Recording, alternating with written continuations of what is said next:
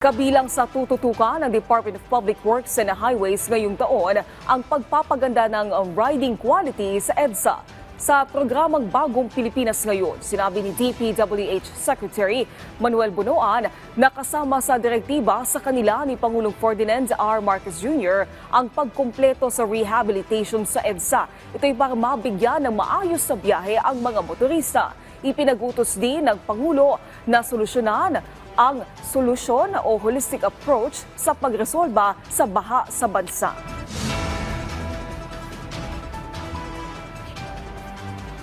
Quality of EDSA. We will rehabilitate the entire EDSA starting 2025. Kasi sa ngayon, dumaan ka sa EDSA, minsan nahihirapan ka mag-text sa kakakalbog ng sasakyan. So I think it's about time that we need to rehabilitate EDSA once and for all.